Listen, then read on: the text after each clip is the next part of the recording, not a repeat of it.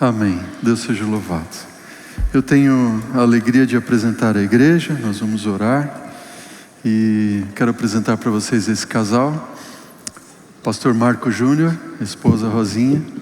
Pastor Marco Júnior, ele é o nosso presidente, atual presidente da nossa associação Sul Paranaense. Ele veio do Rio Grande do Sul, exercia a mesma função lá em outra associação. E hoje é o primeiro dia que ele está passando um sábado na igreja aqui no campo. E nós estamos tendo o privilégio de recebê-los aqui.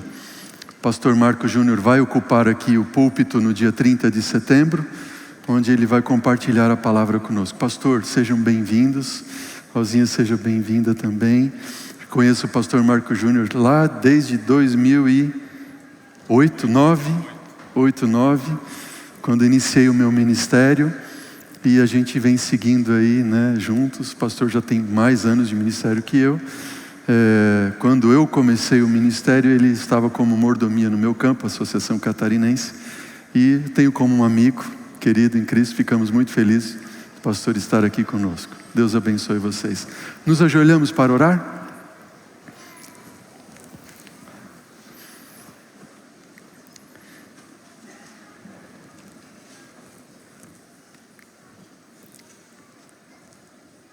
Querido Deus e eterno Pai, louvamos Teu nome, Senhor, nesta manhã, por tudo que Tu és. O Senhor nos tem abençoado desde cedinho, no momento de oração que aqui tivemos, de louvores também. E agora é um ponto do nosso culto de adoração a Ti, quando abrimos Tua palavra e suplicamos, Senhor, as Tuas bênçãos, para que o Senhor fale ao nosso coração. Através da Tua palavra, Senhor. Temos, Pai, a alegria de receber o pastor Marco Júnior, Rosinha, em nossa igreja, em nosso campo. O Senhor os escolheu para estar presidindo aqui a nossa associação. Quero pedir, Senhor, que o Teu Espírito repouse sobre eles, sobre esse casal, essa família ministerial, e que o Senhor continue abençoando a vida, o ministério deles, como o Senhor abençoou lá, aqui também, de modo que esse campo continue crescendo, e juntos, Pai, nos prepararmos e prepararmos outros para a volta de Jesus. Quero pedir também, Senhor Deus, pelos irmãos da igreja que passam por necessidades de toda sorte, alguns que estão passando por momentos difíceis, de luto, de doença, de angústia, depressão, incerteza, mas que aqui vieram, Senhor Deus, ou nos assistem nesse momento, que a Tua bênção e o Teu Espírito repouse sobre todos, Pai, a trazer ali restauração, paz no coração. Nós Te agradecemos por tudo, Te agradecemos também através dos dízimos e ofertas que aqui devolvemos a Ti, que sejam aplicados ali, Senhor Deus, para abreviar a volta do nosso Senhor Jesus. Amém. Em nome dEle oramos agradecidos. Amém. Amém. Amém. Deus abençoe vocês. Obrigado. Obrigado, pastor. Obrigado. Prazer, viu?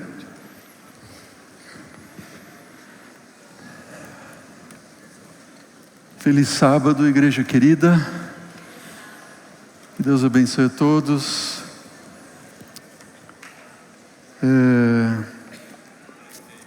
Nós vamos abrir a Bíblia nesse momento, e eu quero convidá-los para abrirem comigo a palavra do Senhor, no livro de Números. Números, vamos abrir no capítulo 14. Livro de Números, capítulo 14.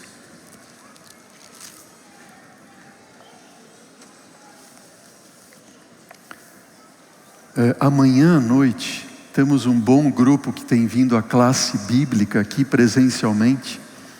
Amanhã nós só teremos a nossa classe de profecias transmitida, ok? Só uma lembrança ali.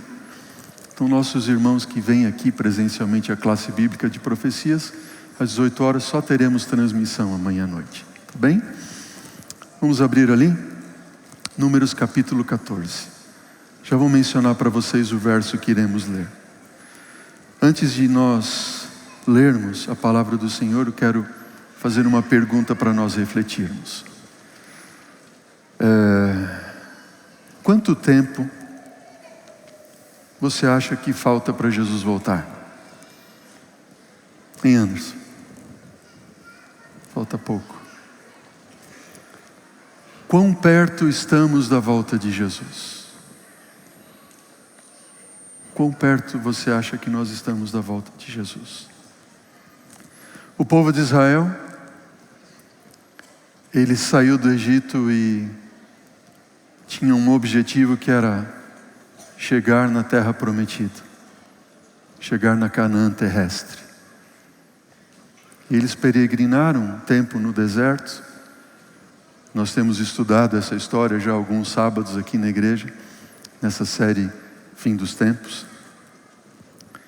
E hoje nós temos como título da mensagem desta manhã: Seguros na mão do Mestre. Você se sente seguro ou segura nas mãos de Cristo?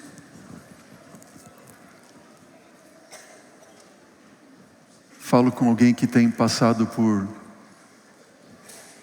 dificuldades na vida, provações, desafios. A doença está batendo a porta da sua casa, um acidente inesperado, a perda de um ente querido. Você se sente seguro, segura nas mãos de Cristo Jesus? Esse é o tema que nós vamos estudar hoje. Por isso eu convido você a ler comigo agora, livro de Números capítulo 14. Nós vamos ler a partir do versículo 8 até o versículo 11. Acompanhe comigo na palavra do Senhor.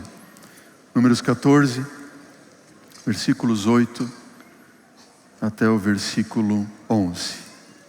A palavra do Senhor diz assim: Se o Senhor se agradar de nós, então nos fará entrar e nos dará esta terra, que é uma terra que mana leite e mel. Tão somente não sejam o que, igreja? Diz para mim. Tão somente não sejam rebeldes contra o Senhor e não tenham medo do povo desta terra, porque como pão os podemos devorar. A proteção que eles tinham se foi. O Senhor está conosco. Não tenham medo deles. Apesar disto, toda a congregação disse a Josué e Caleb que eles deveriam ser apedrejados. Porém a glória do Senhor apareceu na tenda da congregação, no encontro dos filhos de Israel, e o Senhor disse a Moisés, disse o Senhor a Moisés: até quando este povo me provocará? E até quando não crerá em mim? Apesar de todos os sinais que eu fiz no meio deles.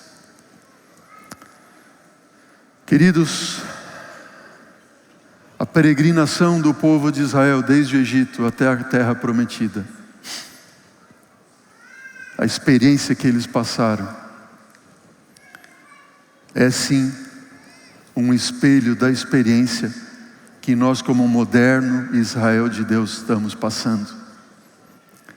E quando lemos textos como este, que fala da experiência do povo de Deus no passado, e entendemos que a experiência deles é a nossa experiência hoje, eu confesso a vocês que o meu coração fica partido.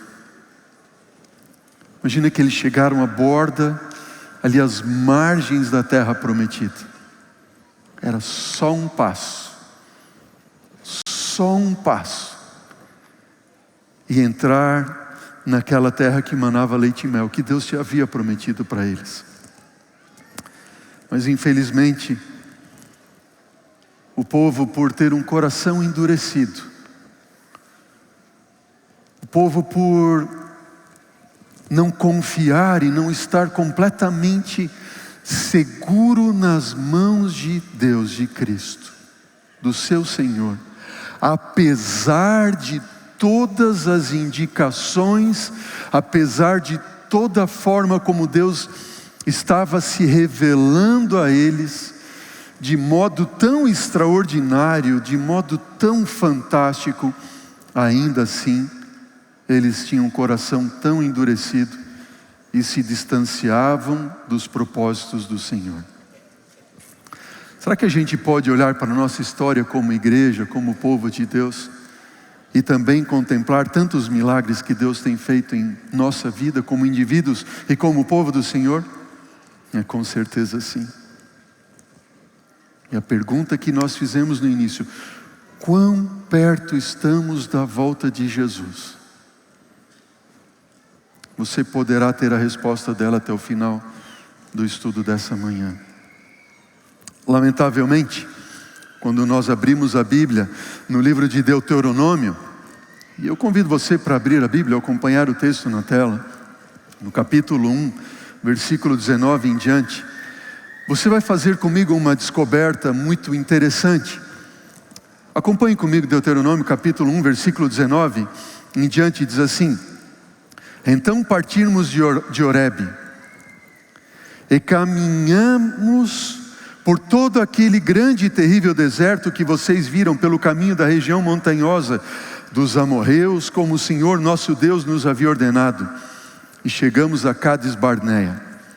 Então eu lhes disse: vocês chegaram à região montanhosa dos amorreus, que o Senhor nosso Deus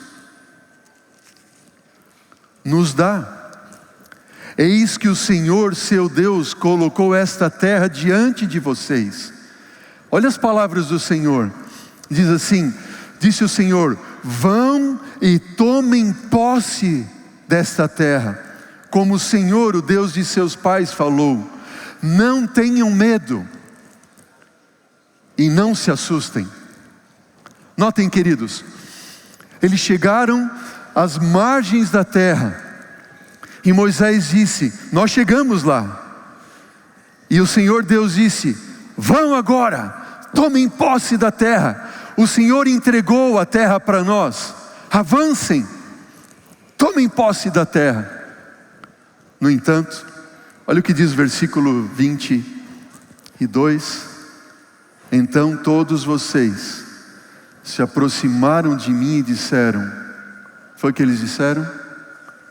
Vamos mandar alguns homens adiante de nós, para que espiem a terra, e nos digam por que caminho devemos seguir, e a que cidade ou a que cidades devemos ir. Você compreendeu aquilo que você acabou de ler? O que foi que Deus havia dito para eles? Avancem, tomem a terra. Deus entregou a terra para nós. E aí o povo chegou e disse para Moisés o quê? Vamos enviar alguns diante de nós, para que vejam a terra e nos indiquem o caminho que nós devemos seguir. A ideia de espiar a terra não foi vontade de Deus. A vontade de conhecer a terra e de saber o que fazer e como fazer não estava na agenda de Deus. Foi um desejo deles. E ali eles começaram errando. Moisés, diz a Bíblia, até viu bem esse pedido. E Deus mesmo disse para Moisés: tudo bem, se vocês estão pedindo, vão. E Deus assim permitiu, porque de fato, Deus é um Deus misericordioso. E, embora não fosse a vontade dele, Deus permitiu porque conhecia o fim e sabia onde ia levar aquela escolha. Eles tiveram um coração endurecido, não confiaram em Deus, não confiaram no Senhor. Você conhece a história. Eu quero convidar você para voltar agora para o livro de Números, capítulo 13 agora. Números capítulo 13. E veja o que diz ali a partir do versículo 25. E vamos continuar lendo essa história e aprendendo dela também. Números capítulo 13, versículo 25. Bom, Moisés enviou os espias conforme o pedido do povo e a permissão de Deus. E depois de 40 dias voltaram de espiar a terra, versículo 25 do capítulo 13 de Números. Vieram a Moisés, a Arão e com toda a congregação dos filhos de Israel em Cádiz, no deserto de Parã, e fizeram um relato do que tinham visto eles, a toda a congregação. Eles mostraram os frutos da terra, relataram a Moisés e disseram: fomos à terra a qual você nos enviou.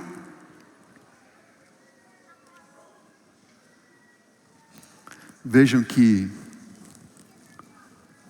o envio foi um pedido deles.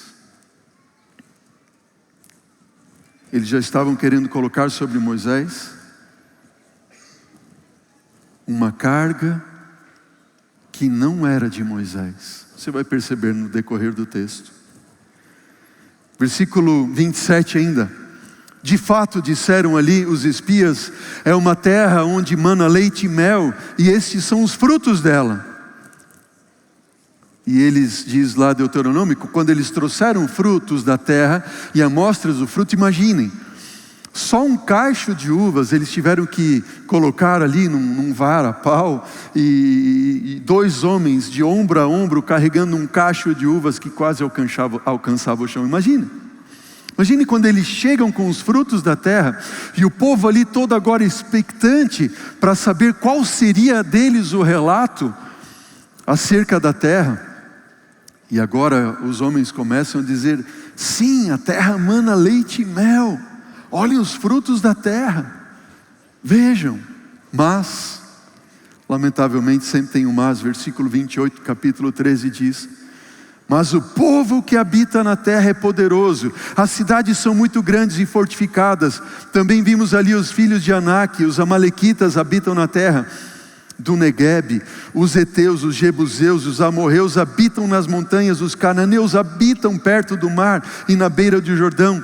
Então Calebe fez calar o povo diante de Moisés e disse: vamos subir agora e tomar posse da terra, porque somos perfeitamente capazes de fazer isso. Porém os homens que tinham ido com ele disseram: não podemos atacar aquele povo, porque é forte demais, é mais forte do que nós. E diante dos filhos de Israel falaram mal da terra que haviam espiado, dizendo: a terra pela qual passamos a espiar é terra que devora os seus moradores, e todo o povo que vimos nela são homens de grande estatura. Também vimos ali os gigantes, filhos de Anak, são descendentes de gigantes, e éramos aos nossos próprios olhos como gafanhotos, e assim também éramos aos olhos deles. Que triste. Relato que os espias trouxeram. Qual foi a ordem de Deus? Avancem, eu entrego para vocês a terra. Os espias vêm e dizem o quê? A terra é boa, mas nós não podemos tomar a terra. Querida igreja, nós estamos às margens da terra prometida. E Deus está chamando o seu povo: avancem. Eu entreguei para vocês a terra. E o avançar de Deus para nós hoje é o que Jesus disse e relatou lá em Mateus capítulo 24, versículo 14. Jesus disse: e será pregado este evangelho do reino para testemunho de todas as nações. Que vai acontecer? Então vocês vão tomar posse da terra. Amém? Então virá o fim. Em Apocalipse capítulo 14, versículos 6 e 7, Diz João que ele viu um anjo voando pelo meio do céu, tendo o evangelho eterno para pregar a todos que se assentam sobre a terra, cada nação, tribo, língua e povo. E ele disse em grande voz: temei a Deus e dai-lhe glória, pois vinda a hora do seu juízo, e adore aquele que fez os céus, terra, mar e fontes das águas. E nós seguimos na segunda, terceira mensagem angélica, e o escritor do Apocalipse diz: e vi no céu um sentado numa nuvem com uma foice afiada para ceifar a volta de Jesus, o tomar posse da terra. Nós olhamos hoje como povo de Deus, e nós sabemos que para nós alcançarmos a terra prometida, o evangelho tem que primeiro ser pregado. Mas nós olhamos para nós mesmos e para a igreja, e nós pensamos: essa é uma tarefa o quê? Impossível. É uma tarefa impossível. Se nós, como adventistas do sétimo dia, somos em torno de 22 milhões para pregar um mundo de 8 bilhões, é impossível. Da mesma forma eles viam: nós somos tão poucos, mas na terra tem os filhos de Anak, os jebuseus, e nós não vamos conseguir.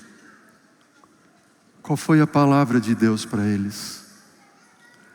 Avancem. Isso, irmã, avancem. Somente avancem. Hoje nós fizemos aqui uma pesquisa, e eu agradeço aqueles que preencheram. Se você não preencheu e recebeu, e ainda tem tempo de você entregar depois. Ali a saída pode entregar com algum dos nossos diáconos ou diaconisas. Jesus disse: orem, a seara é grande, mas os trabalhadores são o quê? São tão poucos. Ore para que o Senhor envie mais trabalhadores para a seara. Jesus está voltando. Eles tomaram ou não tomaram posse da terra, sim ou não? 40 anos depois, sim. Não foi esta a vontade de Deus? Não foi, não. Mas isso revela que a vontade de Deus se cumprirá, com a tua disposição de servir ou não, você crendo ou não. Jesus vai voltar. Se você se colocar disponível para ser um instrumento de Deus, para conquistar a terra e conquistar os povos com o evangelho eterno, Deus vai te usar. Se você não se colocar disponível, eu tenho uma notícia triste para te dizer. E essa notícia não é minha. Aqueles que não creram, segundo este relato que nós estamos estudando, diz a palavra do Senhor, que os corpos deles caíram e foram sepultados no deserto. Igreja querida, ninguém, nenhum de nós, que não estivermos nos movimentando,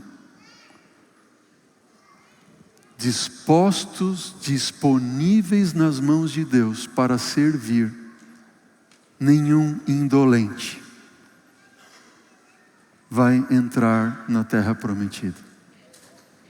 Porque aqueles que não se movimentam para a missão da conquista, da pregação do evangelho, que para eles era a conquista da terra, nossos corpos cairão no deserto.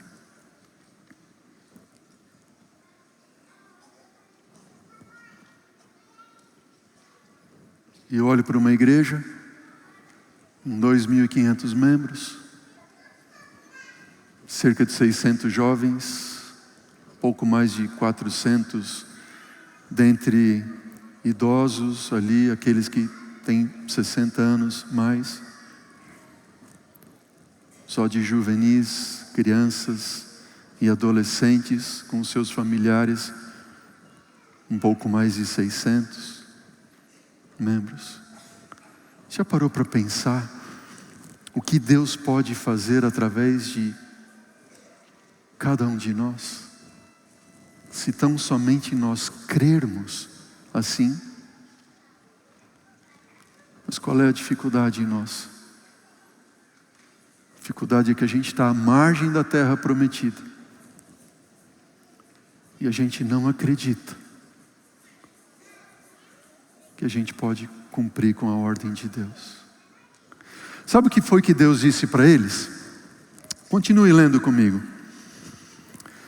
Capítulo 14, diz assim, no versículo 1 em diante. A palavra do Senhor diz: então toda a congregação se levantou e gritou em alta voz, e o povo chorou aquela noite. Todos os filhos de Israel murmuraram contra Moisés e contra Arão e contra toda a congregação, e lhes disse: quem dera tivéssemos morrido na terra do Egito, ou mesmo neste deserto. E por que o Senhor nos traz a essa terra? Para cairmos à espada, e para que nossas mulheres e nossas crianças sejam por presa. Não seria melhor voltarmos para o Egito? E diziam uns aos outros: vamos escolher o quê? Vamos escolher um chefe e voltaremos para o Egito. Então Moisés e Arão caíram sobre o seu rosto diante da congregação dos filhos de Israel, e Josué, filho de Num, e Caleb, filho de Jefoné, que eram daqueles que espiaram a terra, rasgaram as suas roupas e falaram a toda a congregação dos filhos de Israel, dizendo: a terra pela qual passamos a espiar é terra muitíssimo boa. E olha o que continua dizendo, versículo 8 do capítulo 14 agora. Se o Senhor, olha o que diz a palavra de Deus, em nome de Jesus. Vejam o que diz o Senhor: se o Senhor se agradar de nós, disse Caleb, então Ele nos fará entrar na terra, e nos dará essa terra, que é uma terra que mana leite e mel. Tão somente não sejam rebeldes contra o Senhor, e não tenham medo do povo dessa terra, porque como pão os podemos devorar. A proteção que eles tinham se foi, acabou. Um homem com coragem, um homem de fé, um homem crente na palavra de Deus, um homem. Calem-se todos, Deus nos deu a terra. Se o Senhor tão somente se agradar de nós. E aí você pode perguntar: mas o que significa? Como nós podemos agradar ao Senhor? E Caleb responde dizendo: não sejam rebeldes, creiam na palavra de Deus, e Deus nos dará. Diz ele no versículo 9, no final do versículo 9: o Senhor está conosco, não tenho medo deles. Apesar disso, toda a congregação disse que Josué e Caleb deviam ser apedrejados. Porém a glória do Senhor apareceu na tenda do encontro, e a todos os filhos de Israel o Senhor disse a Moisés: até quando?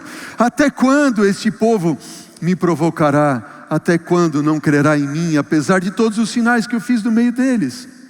Disse o Senhor, versículo 12: vou feri-los com pestilência, e irei deserdar este povo, e farei de você, Moisés, um povo mais forte do que este. Bom. Queridos, entenda o seguinte: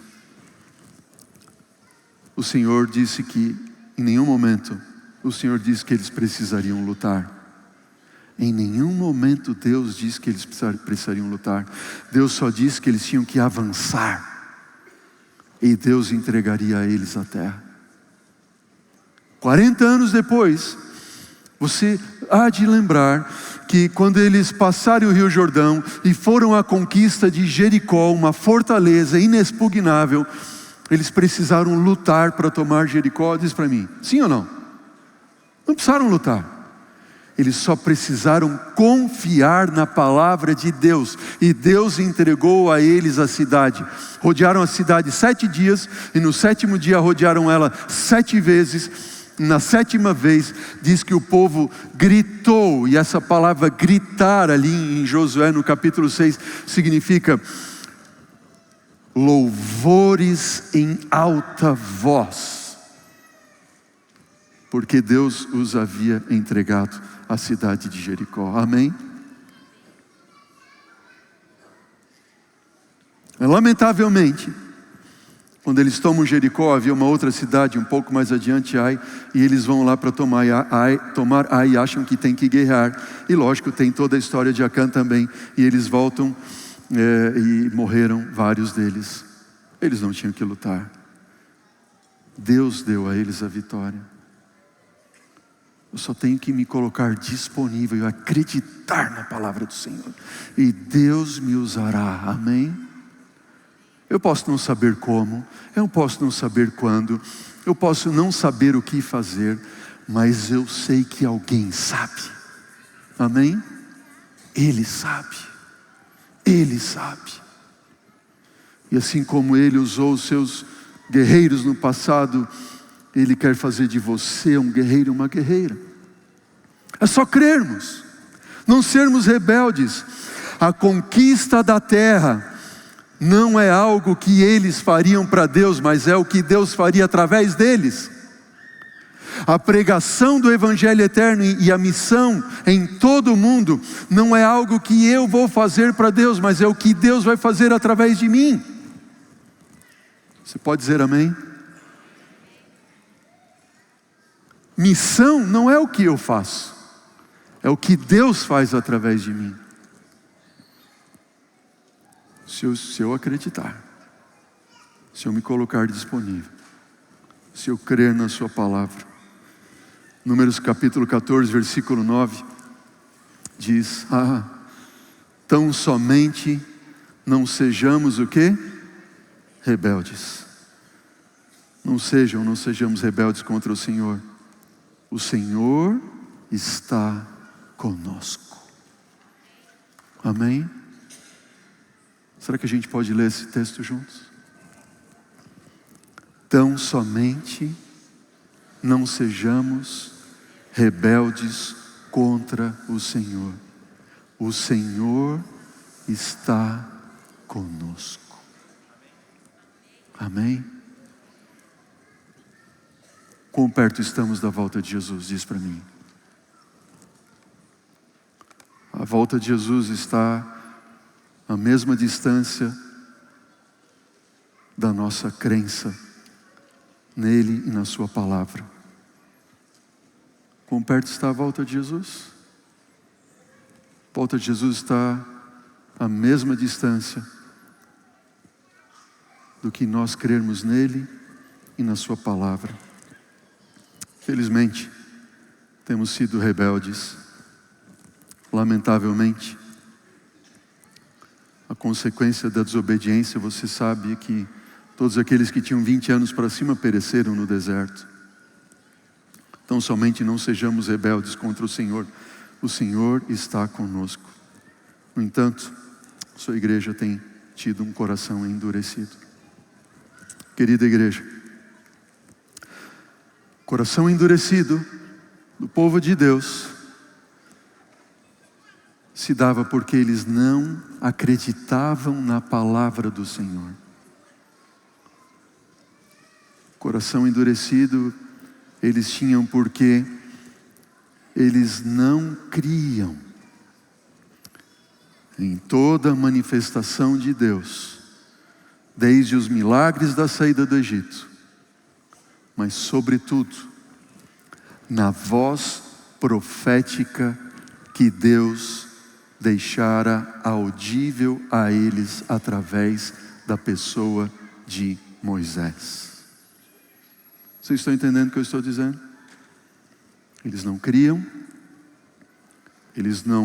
os milagres não eram suficientes, e eles também deixaram de crer na palavra e na figura profética de Moisés.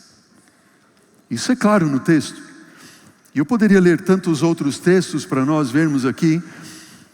Quantas e quantas vezes o povo se voltou contra Moisés. E se voltando contra Moisés, descrendo de Moisés, eles estavam sim descrendo de Deus. Como moderno Israel, a caminho da Canaã celestial, Deus nos deixou uma voz profética.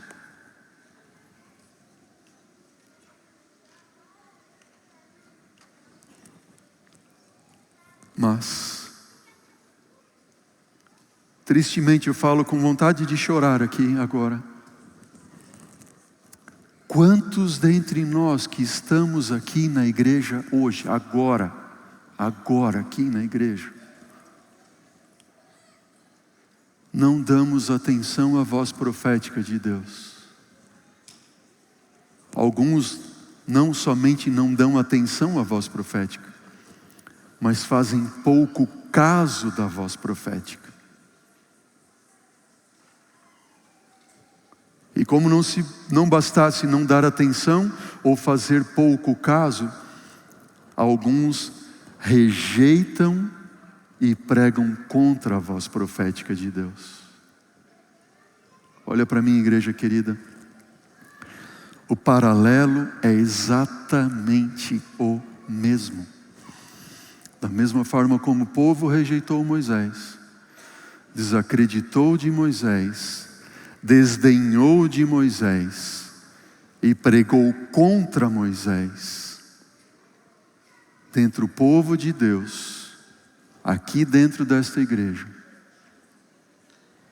e eu vou além em outras igrejas e denominações cristãs, líderes e membros de outras denominações cristãs que ouvem falar da voz profética de Deus para os últimos dias, lamentavelmente muitos têm feito o mesmo. Alguém talvez esteja assim, lá vem o pastor falar de Ellen White. Eu digo assim, é de Ellen White que eu vou falar, sim.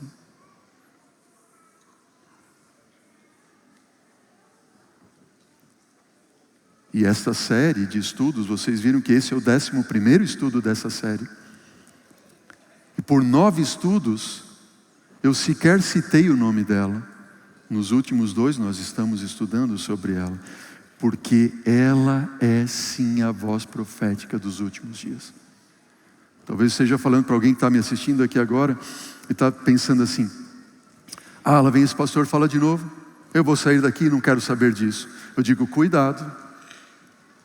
Jesus disse, muitos falsos profetas têm surgindo mundo afora, sim, mas pelos seus frutos os conhecereis.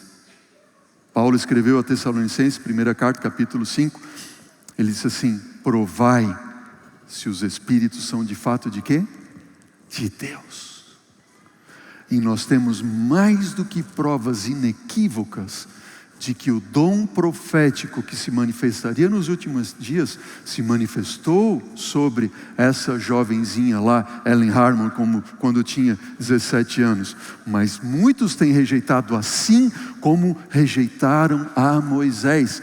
Mas em nome de Jesus eu falo a você, não pense que você ao rejeitar Ellen White, você está rejeitando Ellen White. Não. Você está rejeitando aquele que é o que deu a ela o dom profético. Vejam, queridos, vou passar aqui bem rapidamente sobre algumas provas de um profeta verdadeiro. Algumas provas, 5 breves provas, somente 5 provas, bem rápido. Prova número 1. Que provas nós podemos ou devemos fazer para saber se um profeta é de Deus ou não? Isaías 8:20. Primeira prova, diz a palavra do Senhor, não eu. A lei e ao testemunho, se não falarem segundo esta palavra, jamais verão o alvorecer. Jamais terá luz para eles. A lei e ao testemunho. Um profeta verdadeiro de Deus tem que falar segundo a lei de Deus e dar testemunho da lei do Senhor. Se você acredita em profeta, tem que ter essa característica. Característica número 2, Jeremias 28, versículo 8 e 9. Diz a palavra do Senhor: os profetas que houve antes de mim e antes de você, desde a antiguidade, disse Jeremias, e profetizaram guerra, calamidade e peste contra muitas terras e grandes reinos. O profeta que profetizar paz será conhecido como profeta enviado pelo Senhor apenas quando sua palavra se cumprir. Um profeta de Deus, a palavra tem que se cumprir. Mas note, essa não é a única característica, porque Nostradamus também profetizou coisas que se cumpriram e outros profetas também. Agora, como eu vou saber se um profeta é verdadeiro ou não? Bom, a primeira indicação, ela tem que valer, antes de tudo, a lei e ao testemunho. A segunda, a sua palavra tem que se cumprir. Ellen White, nela se cumpre tudo isso. Terceiro, 1 João 4, 1 e 2. Amados, não deem crédito a qualquer espírito, disse o profeta João na sua primeira carta, capítulo 4, versículo 1 e 2. Não deem crédito a qualquer espírito, mas provem os espíritos para ver se eles procedem de Deus, porque muitos falsos profetas têm saído do mundo afora.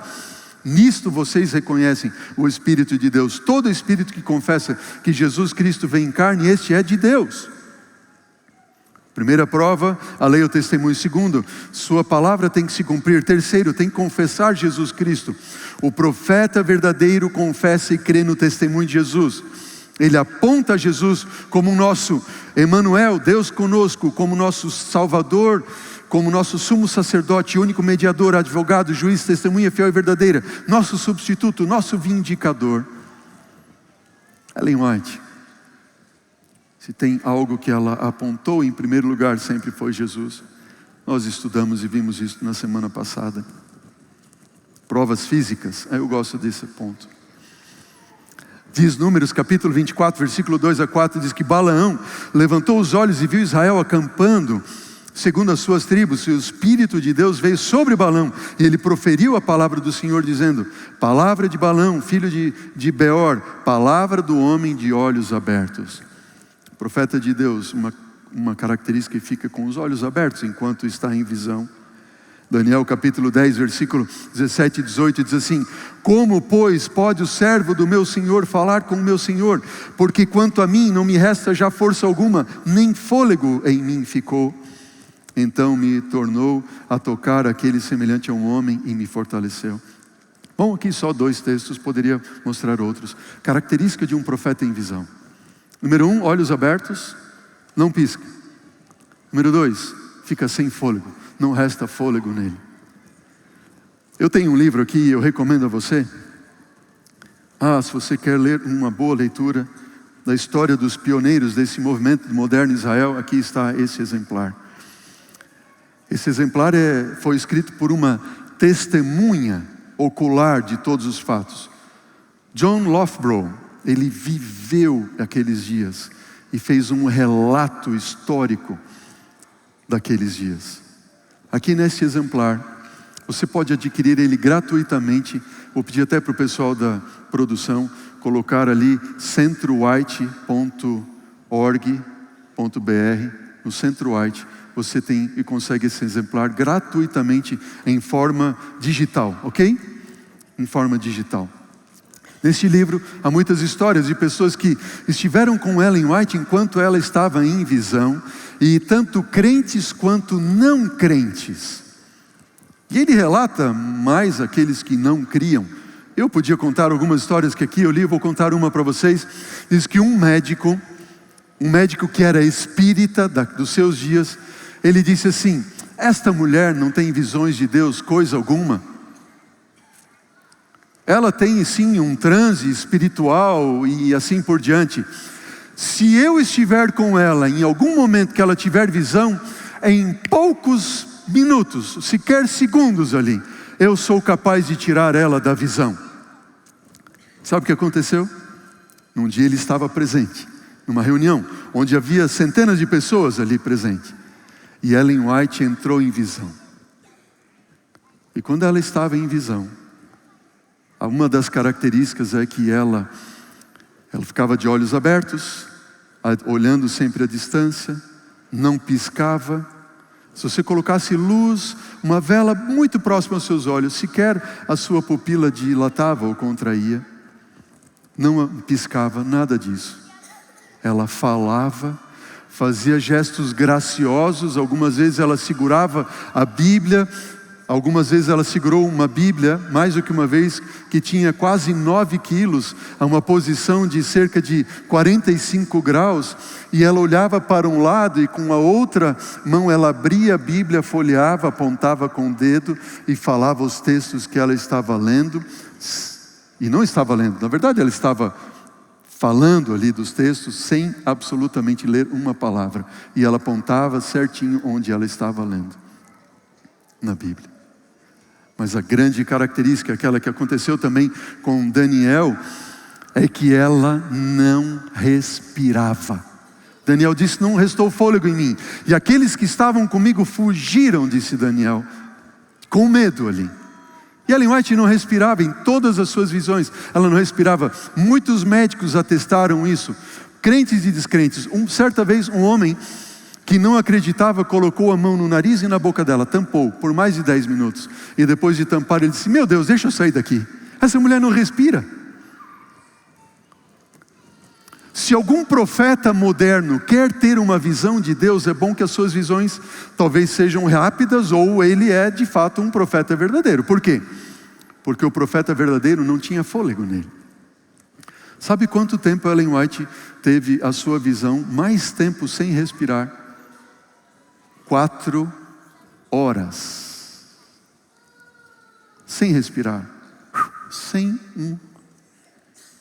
Os pulmões não dilatavam. Testes ali, fechava a boca, nariz, nada. Ela tinha pulso, mas não respirava. Esse médico espírita, quando Tiago White, seu esposo, chamou ele: o senhor pode vir aqui, pode fazer os testes com ela, pode examinar ela, fique à vontade. E ele foi lá, e quando ele se convenceu e viu que ela não respirava, ele disse: deixa eu sair daqui. Que é isso? Só Deus pode. E ele pegou as coisas dele e começou a sair correndo, assustado. Sabe o que eles fizeram? Fecharam a porta, não deixaram ele sair. E disseram assim: antes do senhor sair, nós queremos agora que o senhor fale para todo mundo aquilo que o senhor havia dito antes. O senhor havia dito o quê? Que o senhor não ia tirar ela da visão em poucos minutos, segundos ali? Fale agora para todo mundo. Deixa eu sair daqui, por favor, só Deus pode com ela, não é possível. 4 horas. E outras, cerca de 2.000 sonhos, 2.000 sonhos e visões.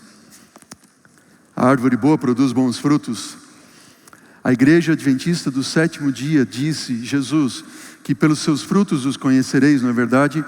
A igreja adventista do 7º dia, sobre a guia do dom profético de Ellen White, é a denominação cristã protestante, número 1, presente no maior número de países do mundo, que possui o maior sistema de saúde do mundo, protestante, cristão protestante, que possui o maior sistema educacional do mundo, que possui a maior empresa editorial cristã protestante do mundo.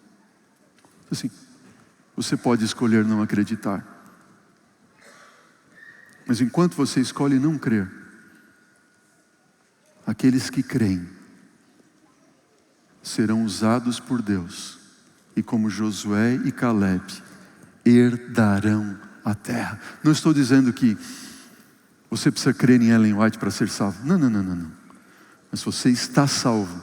Se você crê em Deus, você crê no Espírito de profecia, você crê na palavra do Senhor, você crê que a missão não é algo que você vai fazer para Deus, mas é algo que Deus vai fazer através de você. Amém?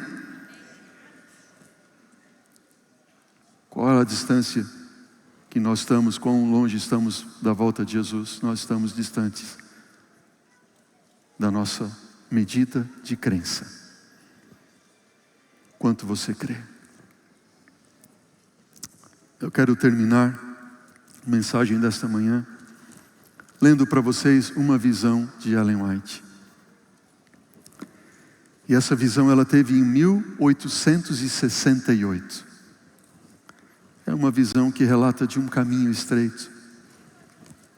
E vale a pena nós conhecermos essa visão, quem não conhece, conhecer. E ver que lições lindas são essas quando ela, em visão de Deus, viu o povo de Deus caminhando por um caminho estreito, indo em direção à terra prometida. E ela diz o seguinte: sonhei que estava com uma grande multidão. Parte daquela assembleia apresentou-se para viajar. Tínhamos carroças, diz ela, abarrotadas. Caminhando nós, a estrada parecia subir. De um lado havia um profundo precipício e do outro uma muralha alta, lisa e branca. Esse quadro aqui agora é uma ilustração das palavras de Ellen White, da visão que ela teve. Ela continua dizendo: à medida que avançávamos, ela está falando do povo de Deus, você e eu, estamos ou estávamos nesta visão.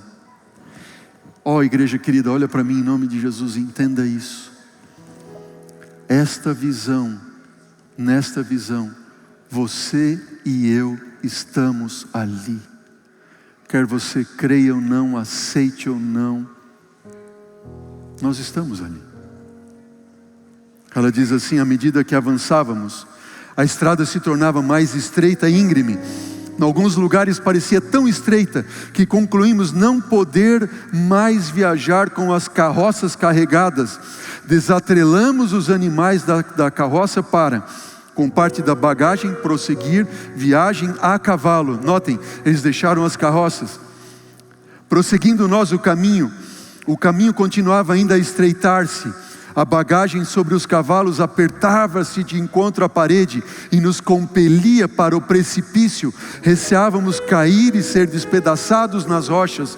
Retiramos a bagagem de sobre os cavalos e ela tombou no precipício. A bagagem. Continuamos a cavalo, receando grandemente que, ao chegar a lugares mais estreitos do caminho, perdêssemos o equilíbrio e caíssemos. Em tais ocasiões, uma mão parecia tomar as rédeas e guiar-nos pelo perigoso caminho. Tornando-se o caminho ainda mais estreito, vimos que não mais seria possível ir com segurança a cavalo. Percebem? Deixaram as carroças, levaram a bagagem, deixaram a bagagem, foram a cavalo. Agora deixam os cavalos, deixamos-los e prosseguimos a pé em fileira, um seguindo as pegadas do outro. Neste ponto, apareceram pequenas cordas que caíam do alto da alvíssima muralha. Estas foram avidamente agarradas por nós para nos ajudarem a manter o equilíbrio no caminho. Enquanto caminhávamos, a corda prosseguia conosco. O caminho se tornou finalmente tão estreito que concluímos poder viajar com maior segurança sem o calçado. Deixam os cavalos, deixam as bagagens, deixam as carroças, os cavalos, as bagagens, agora descalços, agora sem calçados. E assim descalçamo-nos e fomos certa distância. Logo decidimos que poderíamos viajar com mais segurança sem as meias. E estas foram tiradas e viajamos descalços. Pensamos então naqueles que, se não haviam acostumado com privações e dificuldades. Alô, Deus está falando para alguém aqui nessa igreja. Deus está falando para alguém. Onde estavam esses tais agora? Não se achavam mais na multidão. Em cada mudança que se fazia, alguns eram deixados para trás e apenas permaneciam aqueles que se haviam acostumado a suportar dificuldades. As privações do caminho apenas faziam com que estes se tornassem mais ávidos de avançar até o fim. Aumentou o nosso perigo de cair no caminho. Comprimíamos junto à muralha branca e não podíamos nem assentar bem os pés no caminho, pois era estreito demais. Apoiamos então quase todo o nosso peso nas cordas, exclamando: temos apoio de cima, temos apoio de cima. As mesmas palavras foram proferidas pela multidão toda no caminho estreito. Estremecíamos ao ouvir o rumor de folgança e orgia, que pareciam vir do abismo. Ouvimos o juramento profano, a galhofa banal e cânticos baixos e vis. Ouvi o cântico de guerra e a canção de dança. Ouvi música instrumental e altas gargalhadas de mistura com pragas, gritos de angústia e pranto amargurado. E ficamos mais ansiosos do que nunca por nos conservar no caminho estreito e difícil. Grande parte do tempo éramos obrigados a ficar com todo o nosso peso suspenso nas cordas, que aumentavam de tamanho enquanto prosseguíamos. Notei que a bela parede branca estava manchada de sangue. Dava um sentimento de pena ver-se a parede assim manchada. Este sentimento, porém, não durou senão um momento, visto que logo achei que tudo era como deveria ser. Os que vêm seguindo atrás saberão que antes deles outros passaram pelo caminho estreito e difícil, e concluirão que se outros foram capazes de vencer, eles próprios poderão fazer o mesmo, e ao sangrarem os seus pés doloridos, não desfalecerão de desânimo. Antes, vendo sangue na parede, saberão que outros suportaram a mesma dor. Chegamos finalmente a um grande despenhadeiro, onde terminava o nosso caminho. Nada havia agora para nos guiar os pés, nada que pudéssemos repousar. Devíamos então depender inteiramente das cordas, que tinham aumentado até o tamanho do nosso corpo. Ali estivemos por algum tempo imersos em perplexidade e angústia. Indagamos em tímido cochicho: em que estará presa a corda? Terrível luta estava diante de nós. Fracassássemos ali, e todas as dificuldades da nossa jornada teriam sido passadas em vão. Diante de nós, do outro lado do precipício, havia um belo campo de relva verde, de aproximadamente 15 centímetros de altura. Eu não podia ver o sol, mas os raios de luz brilhantes e suaves, assemelhando-se a ouro e a prata fina, hasteavam o campo. Coisa alguma que eu pudesse ou que houvesse visto sobre a terra poderia comparar-se a beleza e a glória com a deste campo. Mas ser-nos-ia possível alcançá-lo? Essa era a ansiosa indagação. E se a corda se partisse, haveríamos de perecer? Outra vez, em angustioso cochicho, foram sussurradas essas palavras: em que estará presa a corda? Por alguns momentos hesitamos em nos arriscar. Então exclamamos: nossa única esperança está em confiar inteiramente na corda. Dela temos dependido em todo o caminho difícil. Ela não falhará agora. Ainda estávamos hesitantes e angustiados. Foram então proferidas essas palavras: Deus segura a corda, não devemos temer. Parecem as mesmas palavras de Caleb, não é verdade? Essas palavras foram então repetidas por aqueles que estavam atrás de nós e acompanhadas destas outras: Ele não nos faltará agora, trouxe-nos até aqui com segurança, em segurança. Meu marido então deu um salto sobre o assustador abismo, ao belo campo além, e eu segui imediatamente. Oh, que sensação de alívio e gratidão para com Deus experimentamos. Ouvi levantarem-se vozes em louvor triunfal a Deus. Eu era feliz, perfeitamente feliz. Despertei do sono e vi que, pela ansiedade que experimentava ao passar pelo caminho difícil, todos os meus nervos pareciam estar a tremer. Esse sonho não necessita de quê? Não necessita de comentário. Produziu-me uma impressão tal provavelmente cada minúcia permanecerá vívida diante de mim, enquanto a minha memória perdurar. Ó igreja querida, tão somente não sejamos rebeldes contra o Senhor. Por que temos sido tão rebeldes em desacreditar da guia de Deus? O Senhor está conosco, amém? Só Deus sabe porque eu choro agora.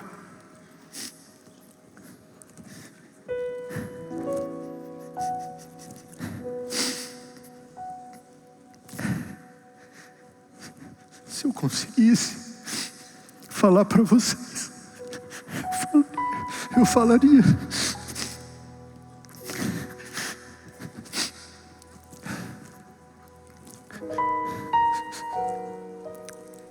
Vir à igreja assistir um culto bonito é tão bom. Assistir um coral bonito é tão bacana.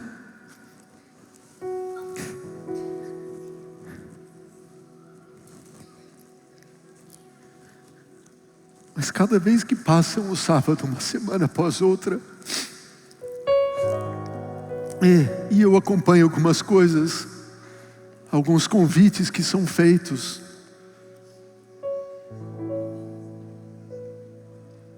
ou imagens que são postadas por vocês, ou encontros que são marcados, eu fico com o coração partido, porque parece que Jesus está voltando e a igreja não desperta.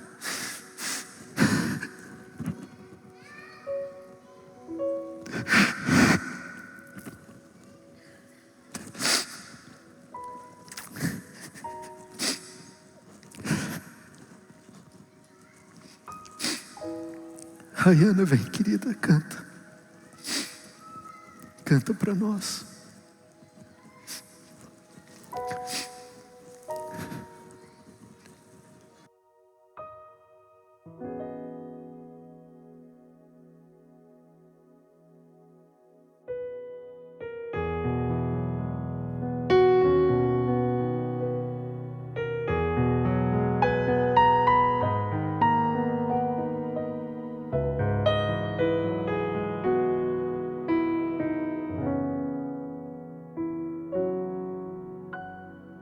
Deixe-me ver aqui o que restou desse coração,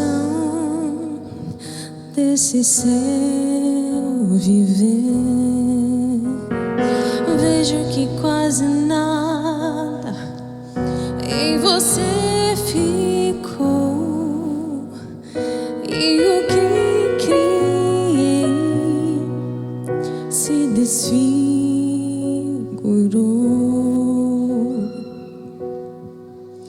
Coração mudante, enganoso é o seu. Ora pedra dura, ora carne suja, batendo apenas por bater. Tenho que lhe dizer, a notícia ruim é que jeito algum existe pra você.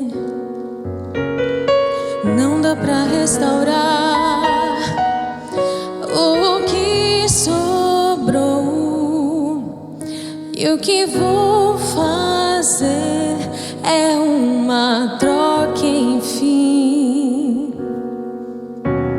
Então me entregue isso que restou em suas mãos, e eu lhe entrego um coração que pulsa forte em mim.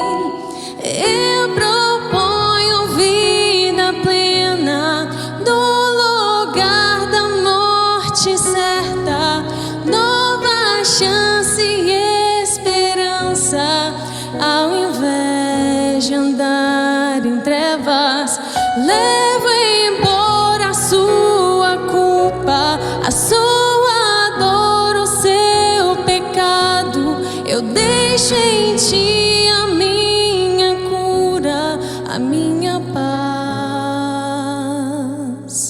e o meu abraço.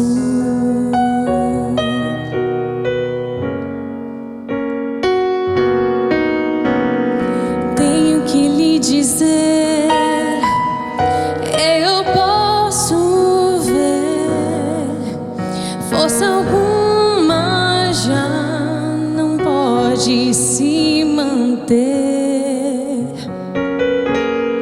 Gasta-se muito mais pra mudar assim que pra entregar o trono do viver.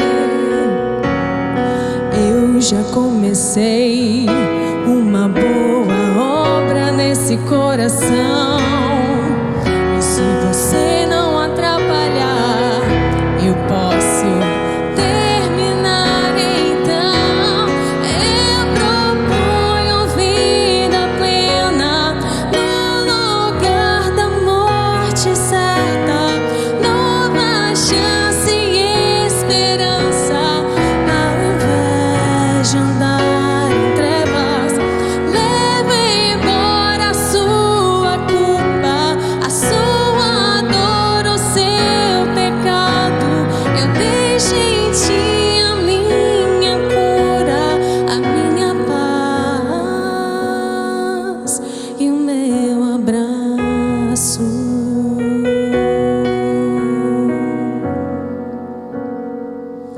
A minha paz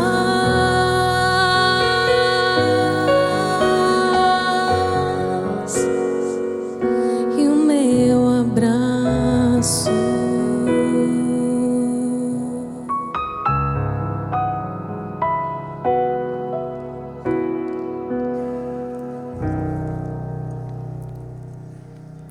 Você quer um transplante de coração? Eu preciso. Pior é que é todo dia, né? Vamos orar? Pai querido, se tão somente nós não fôssemos rebeldes, Senhor. Perdão, Pai. Perdão, Senhor.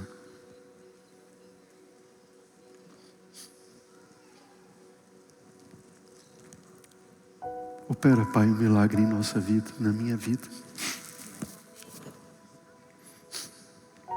Troca esse coração de pedra, Senhor, pelo coração de Jesus. Pai, a gente não sabe o que fazer, como, quando. Mas a gente sabe que o Senhor sabe fazer. Toma, Senhor Deus, nossa vida nas Tuas mãos. Nosso coração a gente não consegue nem te entregar, mas Ele é Teu, Senhor. O Senhor o comprou na cruz do Calvário. Transforma, Senhor Deus, a nossa vida. Transforma a nossa igreja, Pai.